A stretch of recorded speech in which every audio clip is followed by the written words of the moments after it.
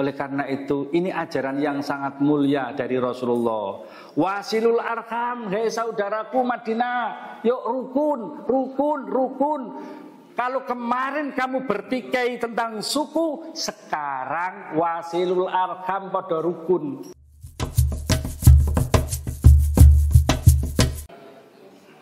Alhamdulillah, alhamdulillahilladzi arsala rasulahu bil huda wa dinil haqq liyudhhirahu 'alad dini kullih walau karihal musyrikun.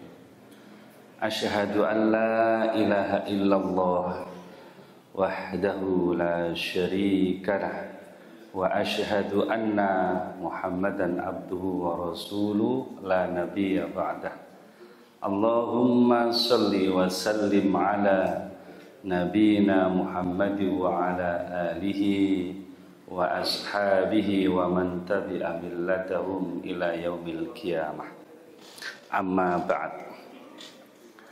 Para bapak, para ibu, pengajian jamaah, pengajian Ahad pagi Pusdamu, insyaallah dipun mulyakaken dening Allah Subhanahu wa taala. Amin ya rabbal alamin. Pripun habare para bapak para ibu?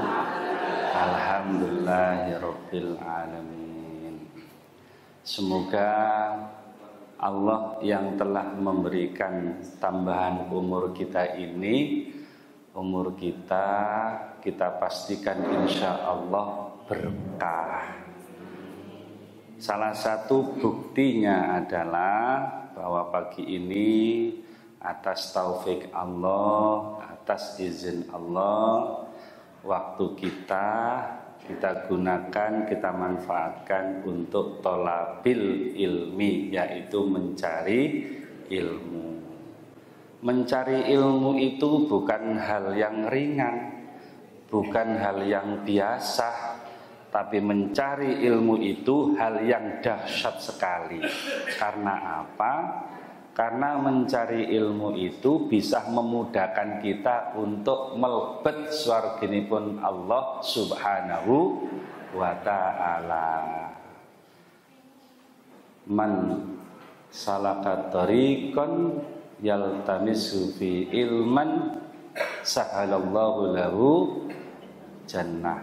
Jadi barang siapa yang menempuh perjalanan dalam rangka mencari ilmu, maka Allah memudahkan untuk masuk surga.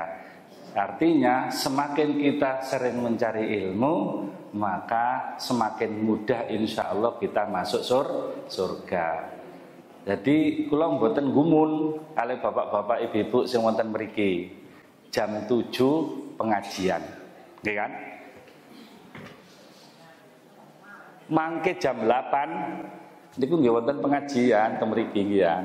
Ibu-ibu mungkin pengajian teng mriko, ya kan? Wonten sing teng mriko. Dan malah sing tindak haji mangke pembukaan. Para bapak, para ibu, wonten sing badhe tindak haji tahun ini. Nah, mangke saged merapat ke gedung Istiqomah. Dan awalnya kepinginnya teng Pusdamu, tapi bukan tempat empun kedahuluan Pondok Pesantren Modern Cahaya Quran. Nanti pengawasan teng mriki. Terus teng Pusdamu pembukaannya. Istiqomah Pusdamu. Saking senenge karo Pusdamu. Para bapak, para ibu, a'azakumullah, sholawat dan salam semoga tersampaikan kepada junjungan kita, Nabi besar kita Muhammad sallallahu alaihi wasallam. Nopo tema pagi hari ini? Dan mboten, salah satunya adalah yang tertulis. Salah satunya nanti yang tertulis. Niki kami yang punya hajat. Dan kebetulan kami selaku pimpinan di Pondok Pesantren Modern Cahaya Quran miliknya SMP Muhammadiyah, dibina oleh PCM, didirikan dan dibina oleh PCM Kota, pimpinan cabang Muhammadiyah Kota. Tempatnya di selatan Masjid Agung An-Nur, Banjarnegara, baratnya alun-alun, tetangganya penjara. Tetangga penjara. Tapi insya Allah, ya kan, insya Allah tidak akan pernah di penjara. Baik penjara dunia, lebih-lebih nanti penjara na'udzubika min dzalik.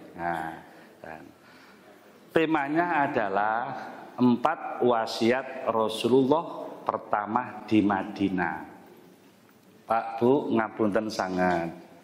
Dalam hati saya, kalau ingin niku kepingin buat tulisan kula ketik dan sebagainya.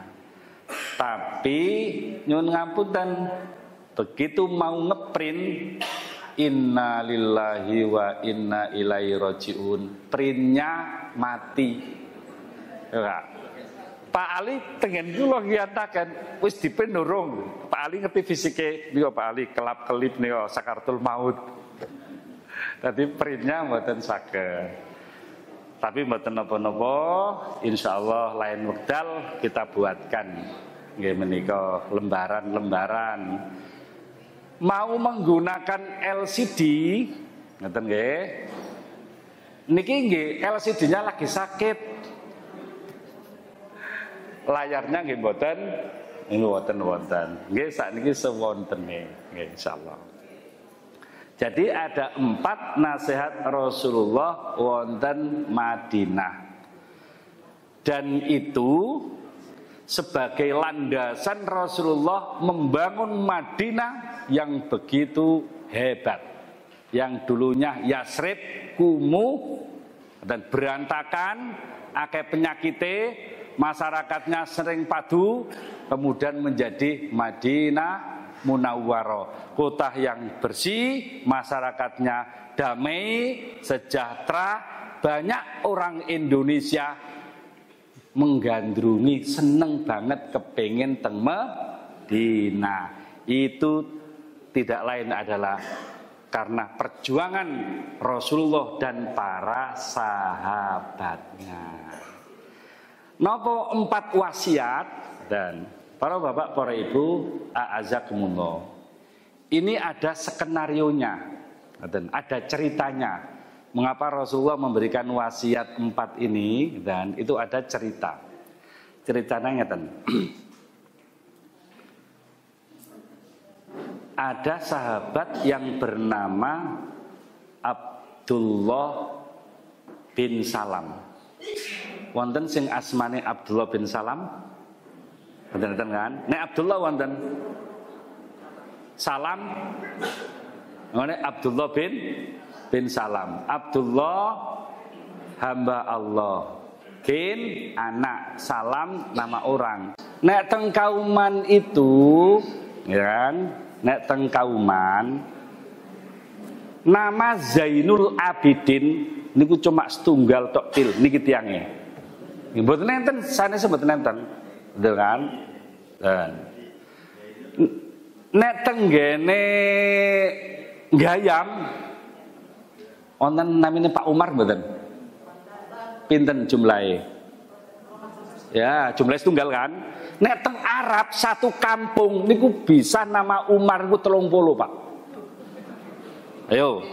Nek mboten ngangge bin niku kan bingungke wong, ya kan? Umar yo senengane gelut, Pak. Umar sing ndi? Ya kan? Sehingga supaya jelas diberi bin Khattab, sing seneng gelut Umar bin Khattab dulu. Dan setelah masuk Islam, kan, pembela Islam sejati. Kan. Nek budaya Indonesia mboten pakai bin. Mboten pakai bin. Karena apa? Karena namanya sedikit dan bahkan satu kampung hanya satu. Para bapak, para ibu, azakumullah. Abdullah bin Salam itu bukan manusia biasa, bukan manusia bodoh, tapi manusia pinter karena tokoh Yahudi. Niki tokoh Yahudi gurunya orang Yahudi disebut dengan rahib.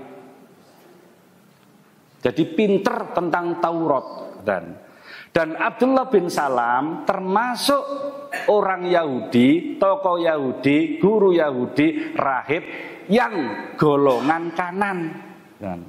Jadi ada orang Yahudi golongan kiri, wonten Yahudi golongan kanan. Rahib yang namanya Abdullah ini konsisten terhadap Tauratnya, nggak mau nambahi Taurat mboten purun, ngurangi Taurat nggih mboten purun. Termasuk dalam Taurat ada ajaran nanti suatu ketika di akhir zaman akan lahir dan datang dan diutus seorang rasul akhir zaman. Ini yang diyakini oleh rahib yang namanya Abdullah bin Salam. Dan Abdullah bin Salam sebelum masuk Islam, Pak Bu, itu namanya aslinya Husain. Wonten sing namanya Husain? Husain. Nggih, tangane Pak Ali namanya Husain. Nah, panggilannya Abu Yusuf. Begitu masuk Islam, asyhadu alla ilaha illallah wa asyhadu anna Muhammadar Rasulullah, diganti namanya kalian Rasulullah, kamu namanya Abdullah, sebab bapakmu Salam bin Salam. Jadi terkenalnya Abdullah bin Salam. Para bapak, para ibu, a'azakumullah. Falamma qadima Rasulullah sallallahu alaihi wasallam al-Madinah. Ketika Rasulullah datang di Madinah, masyarakat Madinah khususnya yang muslim dan termasuk Abdullah tadi itu gempar, Pak. Ya, injalafan nasu ilaihi.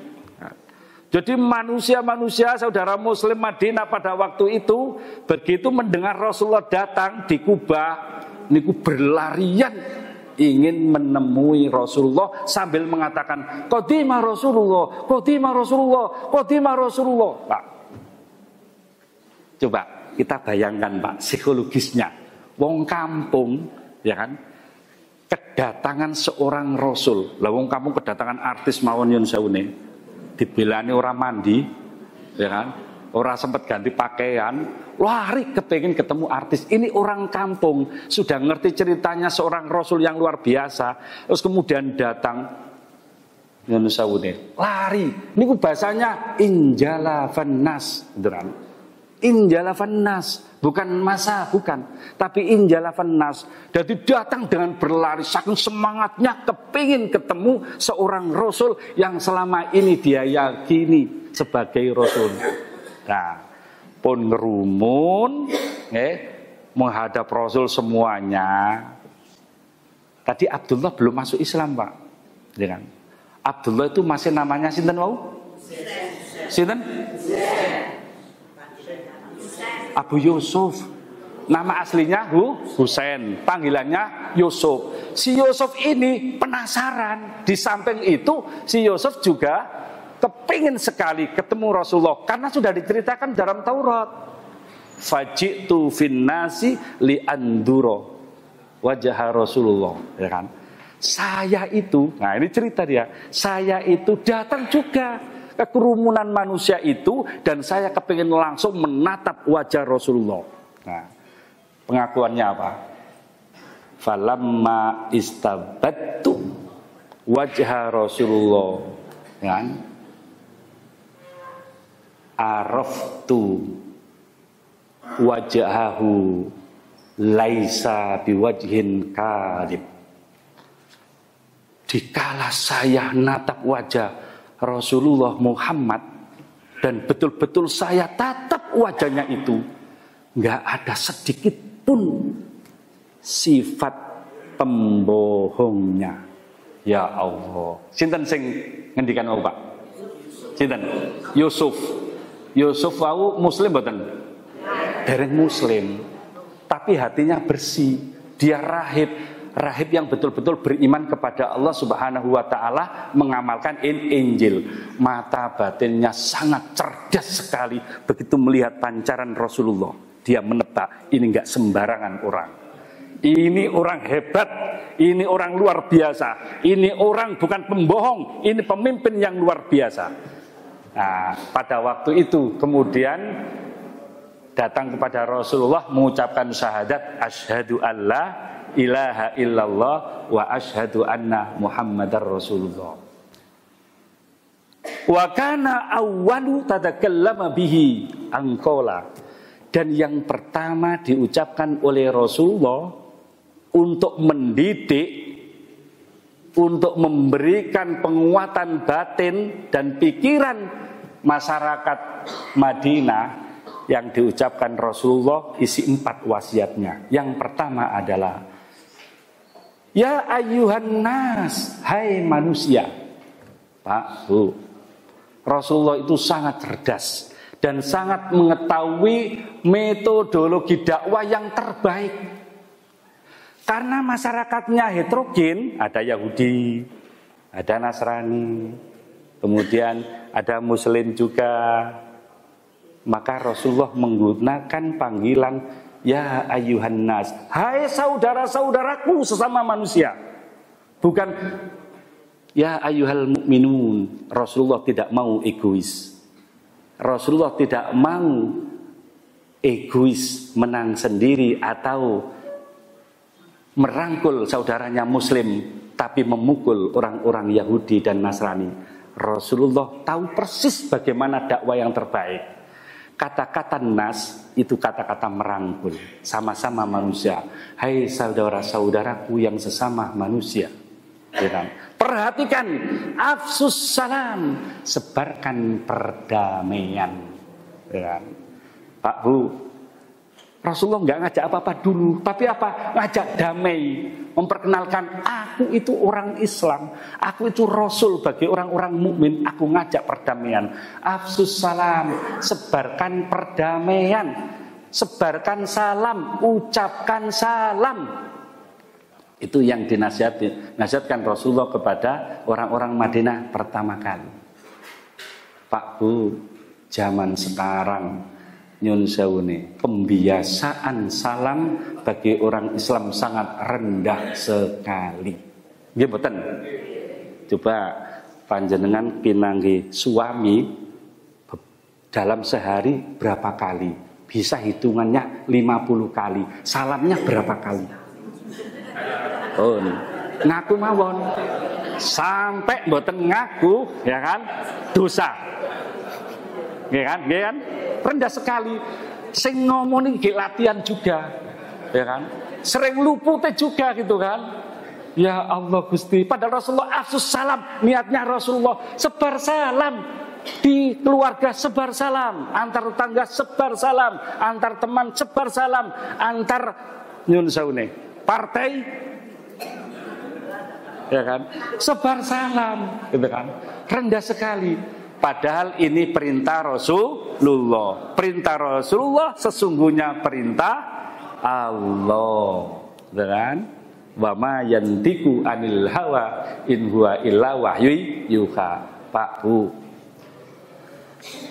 tenggene pondok pesantren Cahaya Quran niku kula selalu mengingatkan kepada santri.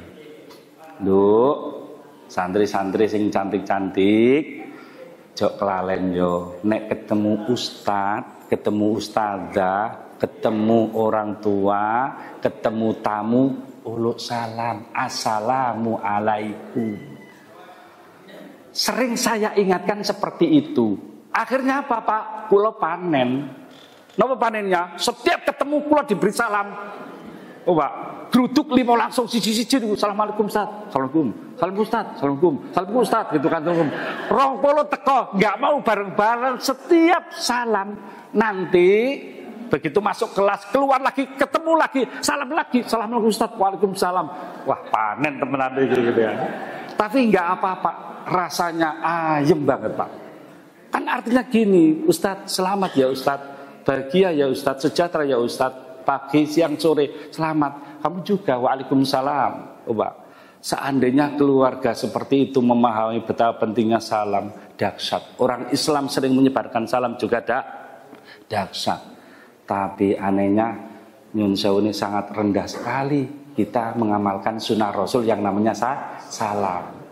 Apa salam itu remeh? Boten, ya kan? La takirna syai'an minal ma'ruf, jangan meremehkan sesuatu kebaikan walaupun itu ringan. Salam itu ringan mboten? Ringan banget sebenarnya, itu kan.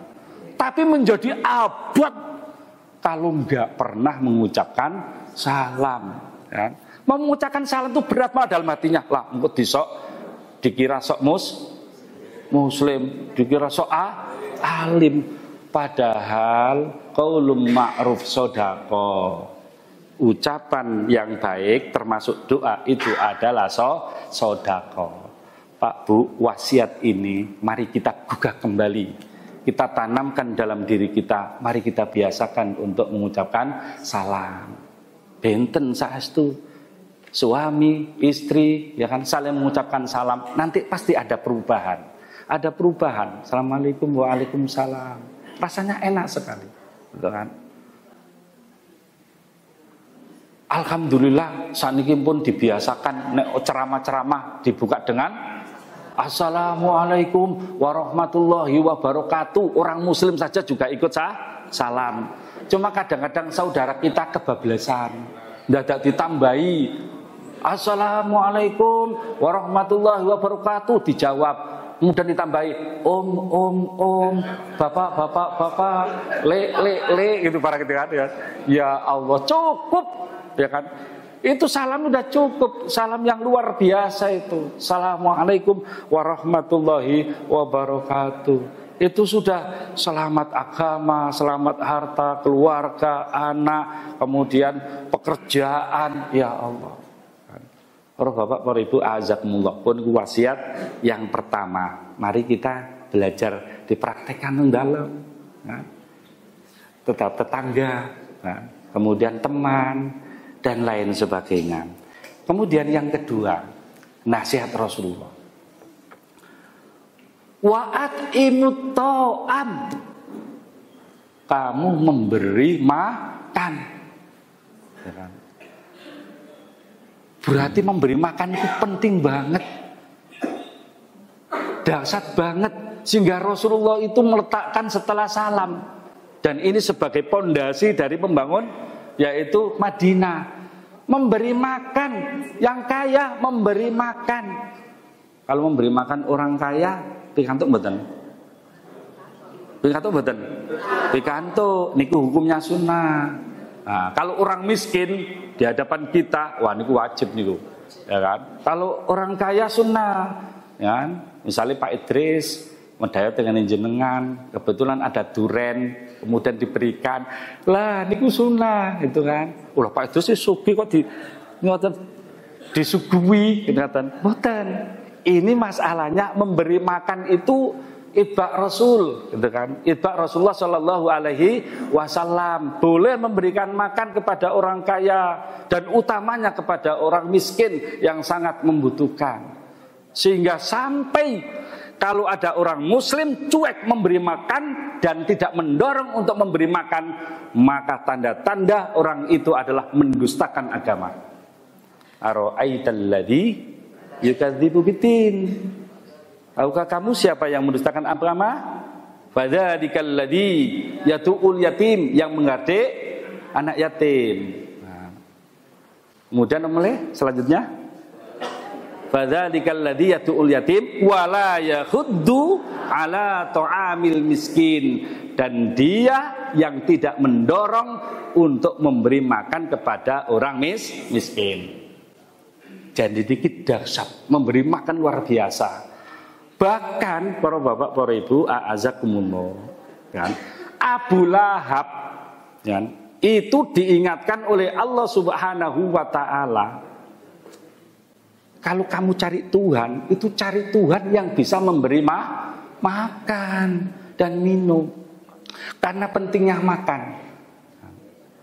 Sehingga kami dalam rangka para bapak para ibu mengamalkan hadis ini, wa'at imut to'am.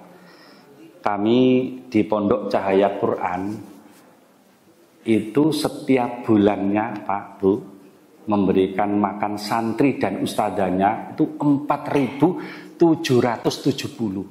Pinten Pak? 4.770 porsi dalam satu bulan.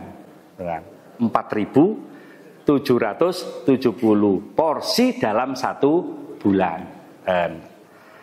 Dalam rangka mengamalkan hadis ini Pak, dan menghormati para santri yang menghafalkan Al-Quran, yang setiap hari menghafalkan Quran, pagi murojaah, siang kemudian menghafal Quran, malam juga menghafal Quran dan belajar ilmu-ilmu yang lain, ilmu agama yang lain. Oleh karena itu kami selaku mudir mencanangkan program gerakan memberi makan santri. Apa?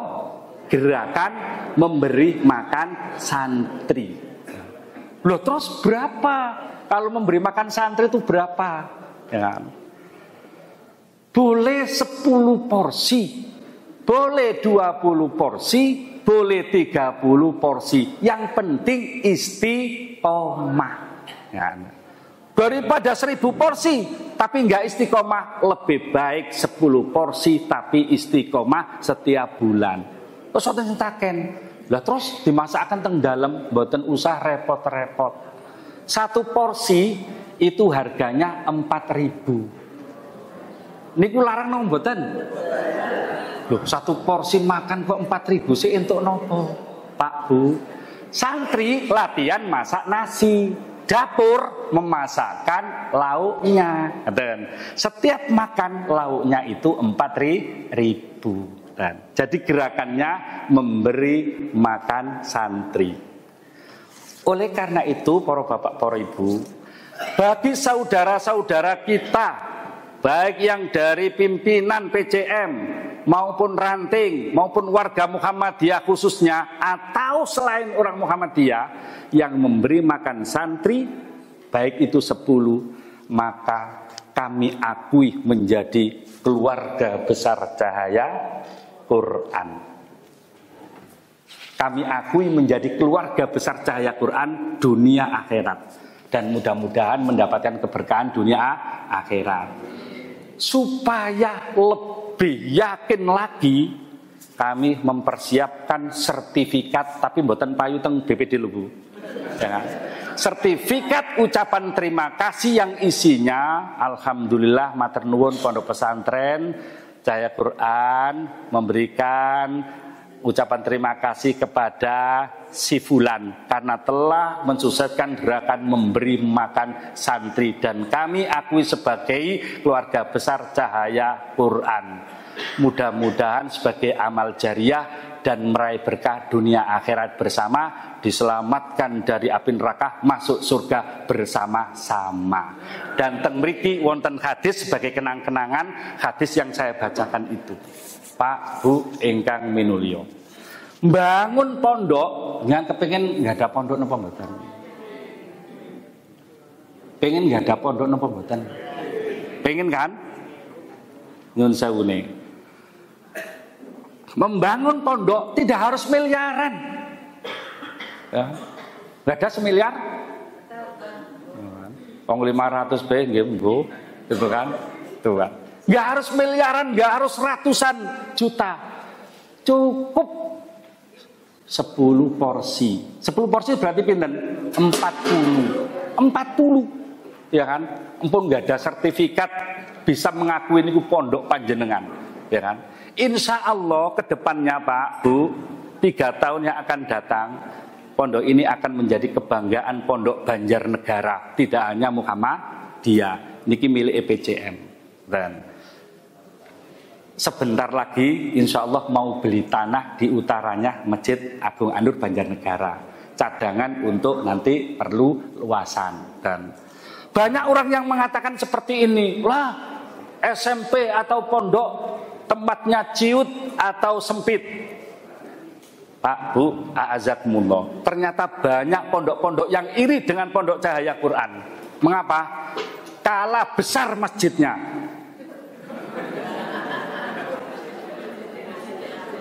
Coba kondisi, ya, kalah besar masjidnya. Bahkan hebatnya Allah Subhanahu wa Ta'ala, sebelum berdiri pondok pesantren, masjidnya sudah disiapkan. Walaupun sertifikatnya namanya Pak Fahmi. Tuh, kan? Tapi hebatnya Pak, Bu, setiap hari santri sholat di situ. Pak, setiap hari subuh, duhur, asar, maghrib, isya, sholat teng masjid An-Nur, memakmurkan masjid An-Nur. Setiap Sabtu sore ngaji tilawatil Quran bitaghni, dengan ngaji dengan disuarakan, nggih, dengan lagu. Ngaji niku wonten tilawatil Quran bitaghni, ada yang tartil. Sinten ustadzanya? Ibu Masito. Itu setiap tuh.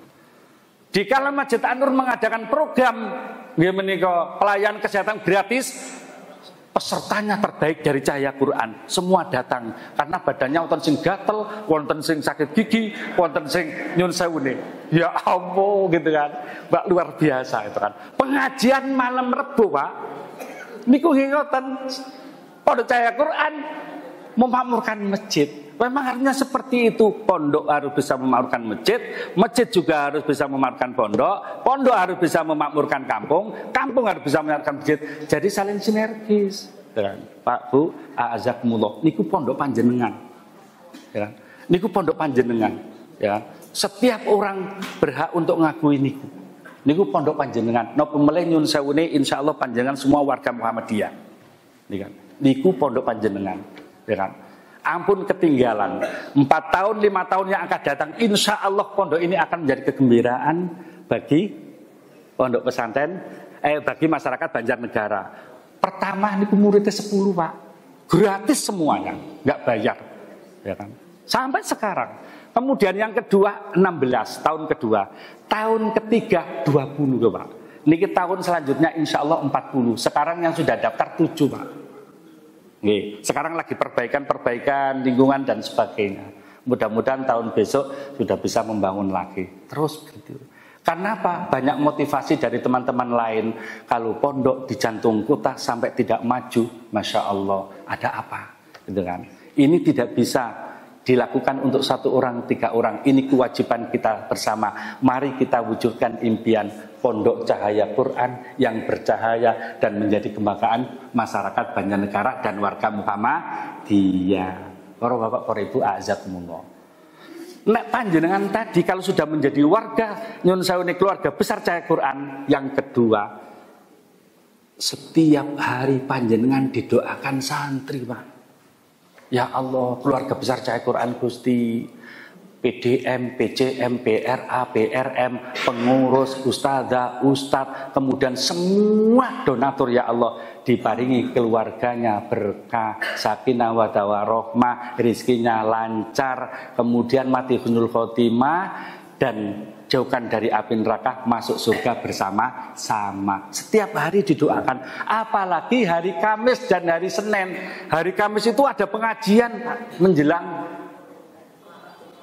berbuka. Ustadznya itu dari luar, dari sekretaris PCM, dari alumni Gontor, dan diantaranya ada 1 santri yang memimpin doa untuk keberkahan, yaitu keluarganya, keluarga besar Cahaya Quran.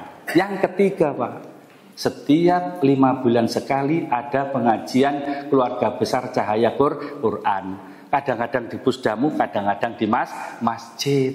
Penceramanya kadang-kadang lokal, nanti suatu ketika kita panggil dari luar, dari wilayah atau dari pusat. Kemudian yang keempat, panjenengan nanti insya Allah ada silaturahmi dari santri. Dan wa'at imut to'am, mengamalkan apa yang dinasihatkan oleh Rasulullah Shallallahu Alaihi Wasallam. Pak, Bu, ingkang minulya.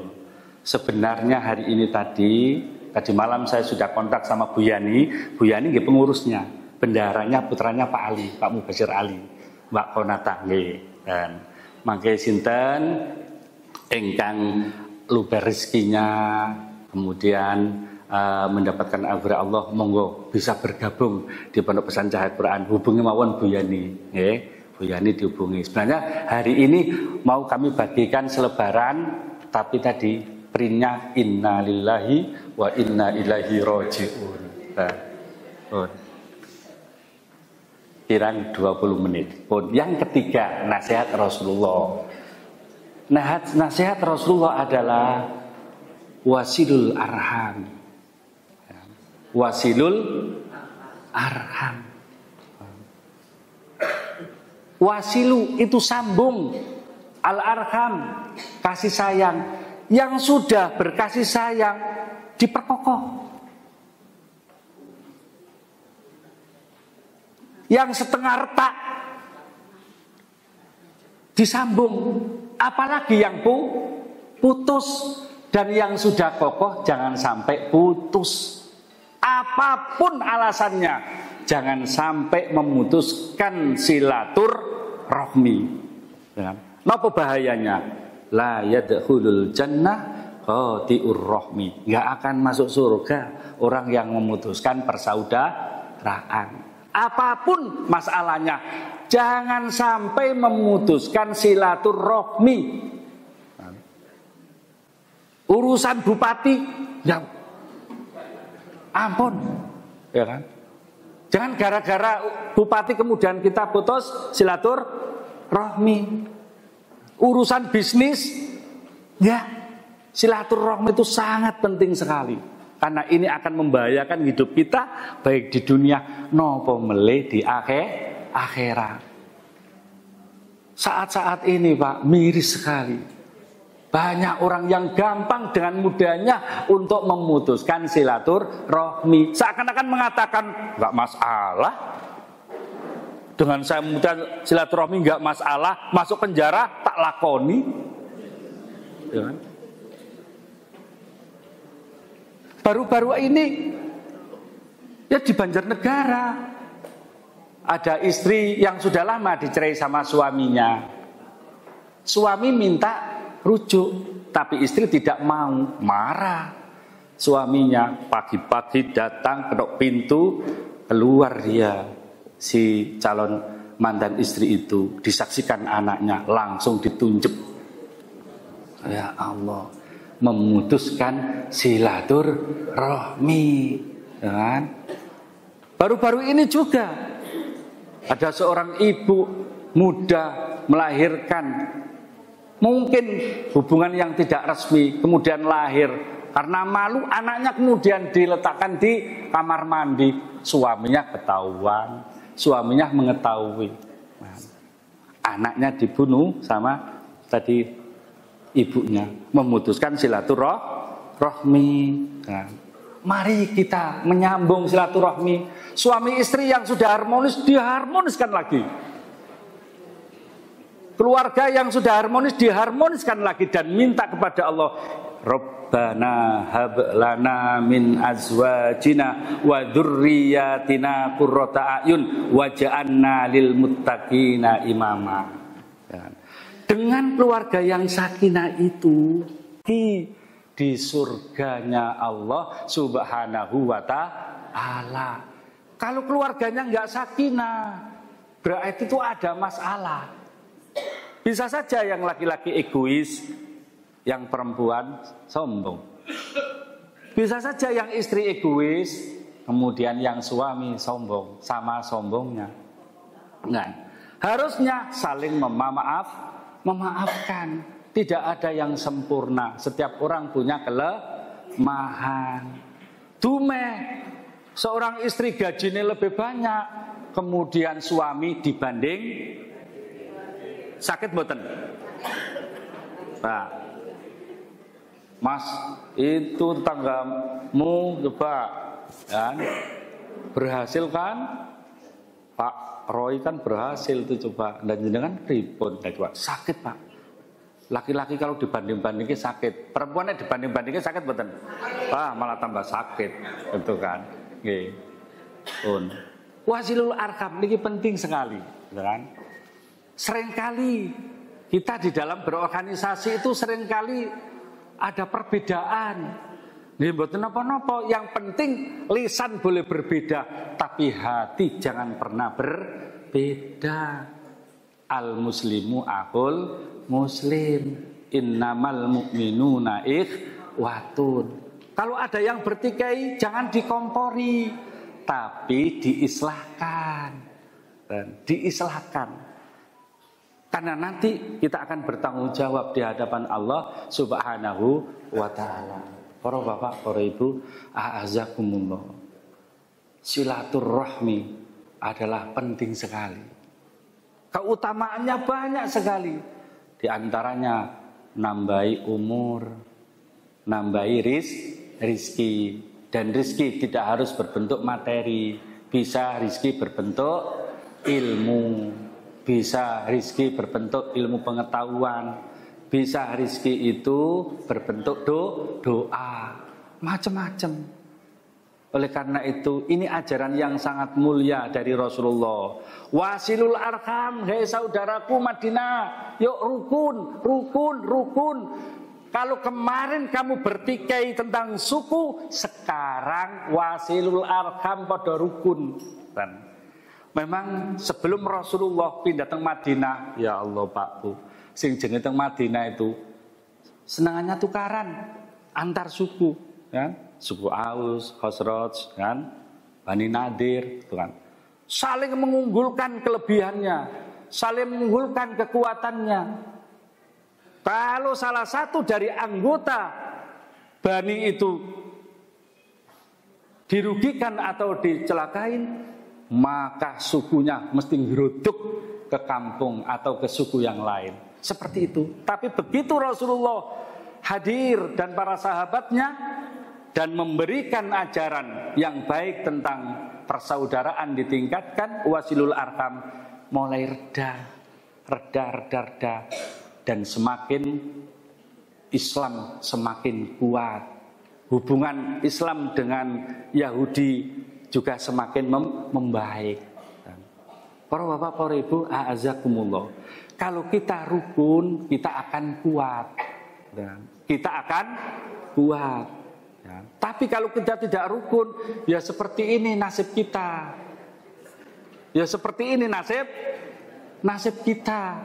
Ya Allah, ya, kepingin menjadikan seseorang yang terbaik saja angel sekali. Angel nganggu sekali, ya, angel banget. Karena kita tidak bersatu. Wasilul arham ini belum banyak jalan, ya, belum banyak diamalkan dalam hal-hal tertentu di negeri ini. Kemudian yang terakhir para bapak para ibu, wasallu bil laili wan nasu niyam. Salat malam dikala manusia tidur. Dahsyat salat malam itu. Karena salat malam akan bisa mengangkat derajat kita setinggi-tingginya di sisi Allah Subhanahu wa taala. Insyaallah para bapak para ibu sudah membiasakan salat malam. Amin ya rabbal alamin. Pak Bu, setelah Rasulullah memberikan nasihat 4 tadi, salam disebarkan, memberi makan dimasifkan, silaturahmi diperkuat, sholat malam dibiasakan. Apa janji Allah disampaikan oleh Rasulullah? Tadkhulul jannah bisalam.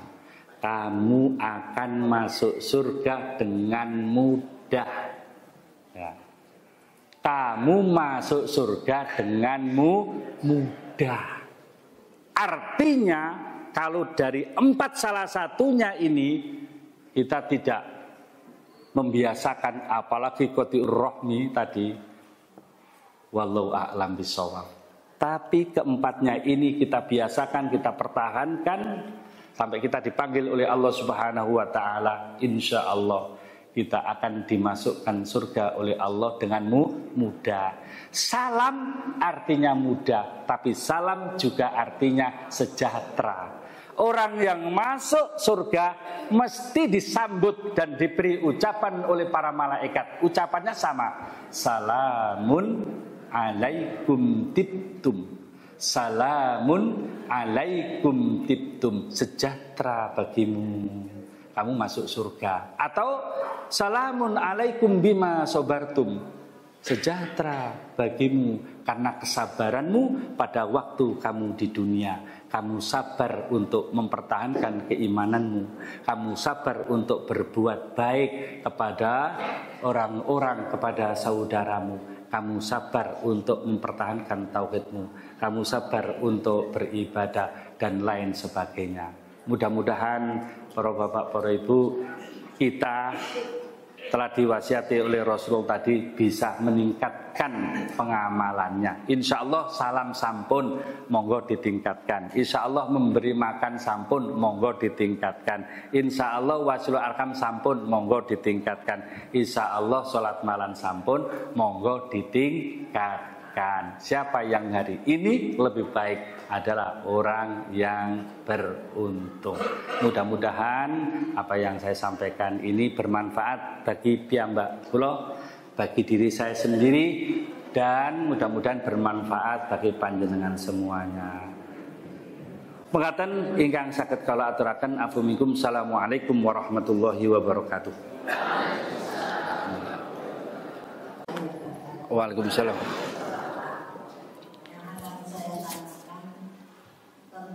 Kalau kita diberi salam oleh orang selain Islam, bagaimana jawabannya?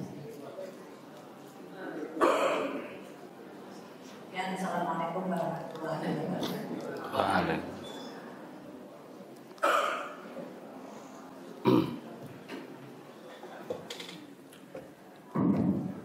Para bapak, para ibu, a'azakumullah. Di dalam kitab Mudzakkar itu karangannya Imam Nawawi, kan? Jadi Imam Nawawi itu luar biasa, karangannya banyak banget, dan salah satu ulama dari Indonesia yang sangat terkenal. Masalah menjawab salam. Kalau kita ketemu orang-orang non-muslim dan itu satu jelas gitu ya, jelas satu, maka kata Imam Nawawi jangan mengucapkan assalamualaikum tapi ucapkan assamu alaikum, pakai sam, pakai sam, assamu alaikum. Sebaliknya kalau kamu mendapatkan ucapan salam, mendapatkan ucapan salam, kamu jawabnya sama, waalaikumsalam. Waalaikumsalam. Beda sedikit, itulah indahnya Islam. Kalau orang Islam itu sebenarnya kepingin persaudaraan terjagalah dengan saudara-saudara kita non-muslim. Maka kata-kata salam sama dengan, kalau didengarkan sama nih Bu. Assalamualaikum, assalamualaikum, sama, sama ya. Padahal artinya Allah ngerti. Yang satu asam artinya racun, tapi bukan berarti setelah mendapatkan itu mati di rumah kemudian mati, itu mboten, gitu kan? Maksudnya sam itu, ya kan?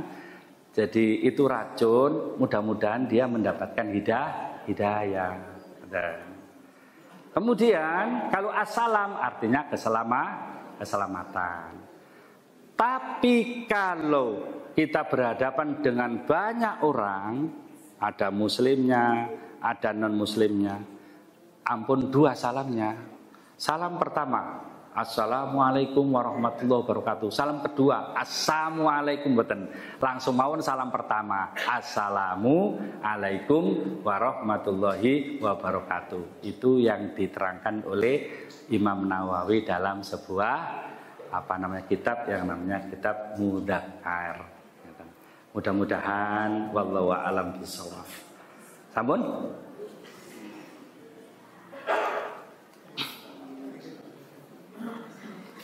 Assalamualaikum warahmatullahi wabarakatuh. Waalaikumsalam. Izin penjelasan Ustaz. Dari wasiat yang pertama yaitu absu salam, sebarkan salam. Dalam hal ini apa hanya letter dengan salam ucapan assalamualaikum atau sikap keseharian kita yang menganjurkan kita untuk menyebarkan salam yang perdamaian sejahtera di lingkungan kita. Apa hanya sekedar afdhu salam atau juga sikap kita diperintahkan untuk menyebarkan kesejahteraan, keselamatan kepada lingkungan kita atau saudara-saudara kita. Demikian. Matur nuwun pertanyaannya. Salam secara konteks nggih menika kita mengucapkan salam ketemu orang. Nah, kalau untuk kontekstualnya salam itu ajaran perdamaian. Berarti kita harus berbuat damai kepada siapapun, kan? Keluarga, tetangga harus damai. Alangkah jeleknya kalau kita mengatakan afsus salam, kemudian kita mengatakan assalamualaikum, tapi perilaku kita itu tidak menunjukkan perdamaian, gitu kan? Lima taquluna ma la taf'alun, kabura maqtan indallahi an taqulu ma la taf'alun. Kamu pandai memberikan salam, mendoakan orang damai, mengundangkan orang selamat, tapi kamu sendiri malah membuat onar, gitu kan? Jadi lisan sinergis dengan hati dan sinergis dengan perbuatan. Itu yang dimaksud Rasulullah Sallallahu Alaihi Wasallam. Ngaten Pak.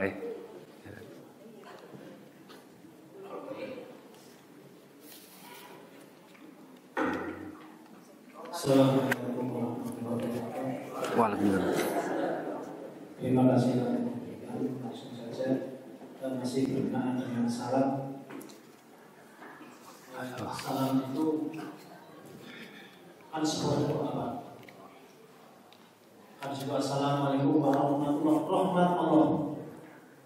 Karena saya pernah baca dalam hadis itu Allah mendahulukan rahmatnya daripada azabnya. Nah, selama ini sebenarnya perihal perbuatan salam itu seringkali disampaikan oleh para ulama atau ustaz.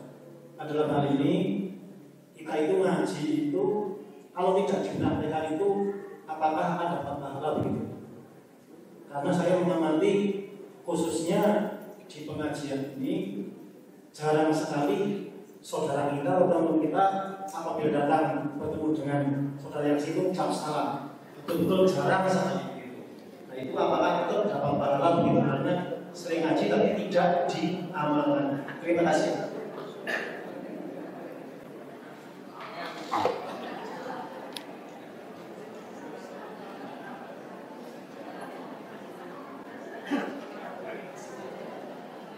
Oh ini tak kira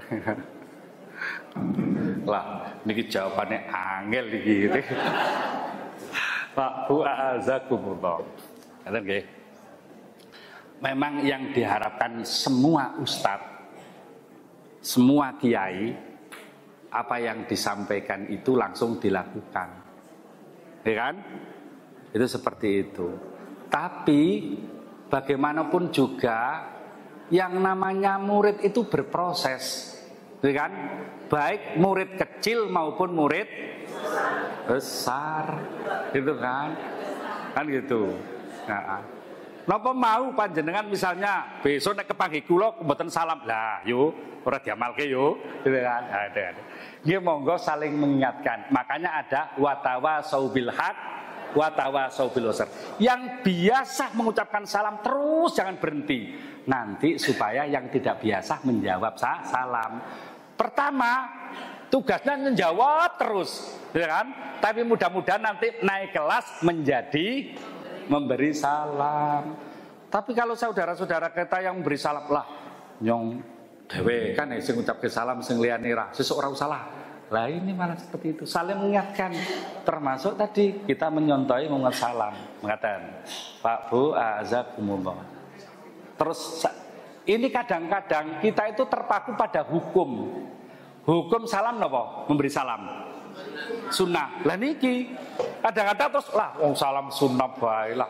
Sunnah bae, sunnah kan ada sunnah-sunnah yang lain gitu kan. Coba nek misalnya mindset kita tata kembali. Salam itu sedekah. Coba, salam itu sedekah, itu kan? Dan salam itu sedekah, dan sedekah pasti pahalanya besar di sisi Allah. Salam itu doa, dan setiap doa memantul pada dirinya sendiri. Sehingga dengan memahami manfaat dari memberi salam itu, kita akan sadar, oh iya, ternyata salam itu memang hukumnya sunnah, tapi manfaatnya di atas sunnah. Jadi kita dapat dua keuntungan. Monggo kita sadar diri dengan sunnah yang ringan-ringan, ya. Ringan pun dia mengucapkan salam sama tahajud 8 rakaat. Wong tahajud sakit, ya kan? Itu seperti itu. Bu, kita praktekkanlah. Mungkin contohnya praktek gini. Oke, hari ini praktek ke tetangga satu kanan, ke tetangga satu kiri. Besok ke tetangga depan, tetangga kiri terus. Oh 4. Besok kira-kira saya kepingin 8 salam. Besok ditingkat lagi 10 salam. Besok menjadi 50 salam.